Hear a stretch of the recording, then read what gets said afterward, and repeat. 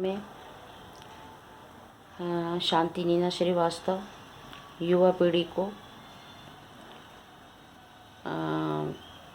प्यार, क्योंकि बच्चे हो छोटे छोटे, अभी अभी शादियां हो रही हैं आपको।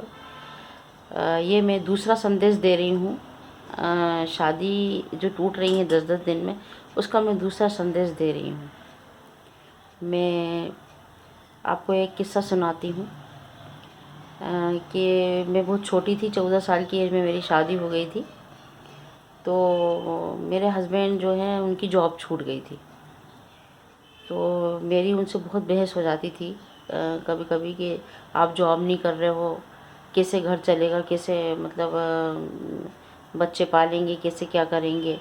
एक ही बेटा हुआ था मेरा और एकदम से जॉब चली गई थी क्योंकि वो फैक्ट्री जो है वो बंद हो गई थी।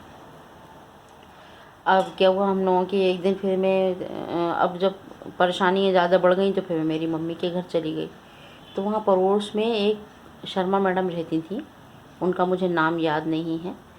तो वो घर पे आए तो पिताजी ने बोला कि भाई जॉब कर देखो आप, हम भी देख रहे हैं, आप कोशिश नहीं करेंगे, ऐसे ही घूमते रहेंगे तो कैसे काम चलेगा। तो फिर मेरे पापा ऐसे कह के चले गए। फिर मैं जो हूँ उनसे बहुत बहस करने लगी।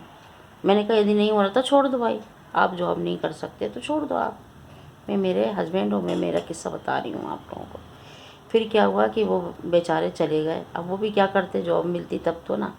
पहले भी कोई इतना ज़्यादा आसान नहीं था, आसान था लेकिन तब भी चक्कर तो काटने पड़ते थे, तब कहीं जा कर के जॉब मिलती थी।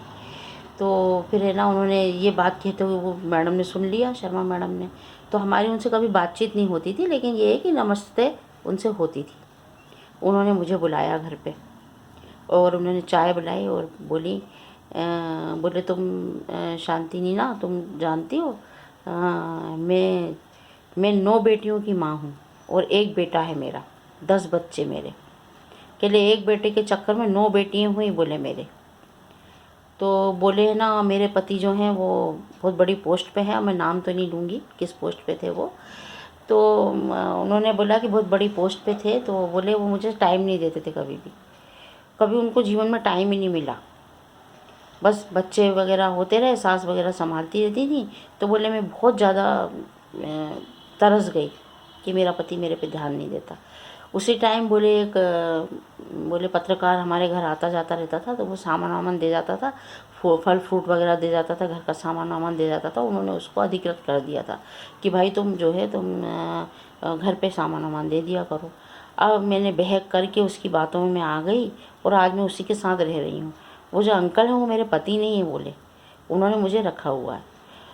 तो बोले मैं उनके बहकावे में आ गई, मैंने पूरा परिवार छोड़ करके और मैं इसके साथ रहने लगी लिविंग रिलेशन में।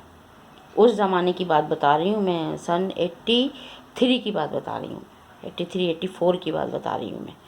तो बोले है ना, मैं तुमको सिर्फ ज़िंदगी में एक ही सजेशन दूंगी कि कभी भी अपने पति को मत छोड़ना, सब ये एक से ही होते हैं आदमी। बोले बस खाली शक्लें बोले चेंज रहती हैं, बाकी तो सब शरीर सबके एक से ही रहते हैं। तो तुम ये मत सोचना और एक ही उसके रहते हैं। आज मुझे बोले ये बिल्कुल सुखी नहीं रख रहा है, बहुत दुखी रहती हूँ मैं, मुझे ये भी टाइम नहीं देता। अब शुरू में तो बहुत अच्छे से रखा, उसके बाद फिर भी वो, लेकिन मैं अब इनके ही भरोसे ज़िंदगी काटूंगी, अब ये कैसे भी मुझे रखें। तो ज़िंदगी में ये गलती तुम कभी मत करना कि अपने पहले पति को, पहले फेरे शादी वाले आदमी को छोड़ दो। मैंने बहुत बड़ी गलती करी है, क्योंकि सब आदमी एक से ही रहते हैं। तो उन्होंने एक उदाहरण भी दिया मुझे, जो मैं इसमें नहीं बोल सकती, कि हमाम में बोले सब, अब क्या बोलूँ मैं, नहीं बोल सकती मैं। तो मतलब ये है कि बोले सिर्फ चेहरे रहते हैं, जेंट्स के और लेडीज़ के सिर्फ चेहरे बदले रहते हैं, बाकी फिजिक तो भगवान ने जैसी दी है वैसी दी है, कोई अनोखा तो कोई दूसरे में रहता नहीं है।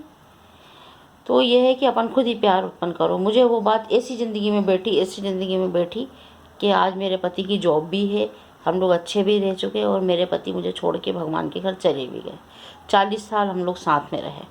मैंने थोड़ा सब्र करा, उनकी जॉब भी लग गई, मेरी जॉब भी लग गई, ईश्वर ने इतनी अच्छी कृपा करी, आज मैं बहुत अच्छे से रह रही हूँ। तो मेरे कहने का ये उदाहरण उन्होंने दिया कि सब एक से ही हैं, फिजिक में कोई फ़र्क नहीं है, वो दिल में भी कोई फ़र्क नहीं है। किस्मत में जो लिखा है वही होता है। इसलिए बेटा कभी भी किसी दूसरे व्यक्ति के बहकावे में मत आकर के अपना लाइफ ख़राब करो। वो सब एक से ही रहते हैं। जो फेरे वाला पति रहता है, जो अपना पत्नी रहती है, मैं जेंट्स को भी बोल रही हूँ, वो तीसरे कोई नहीं रहती।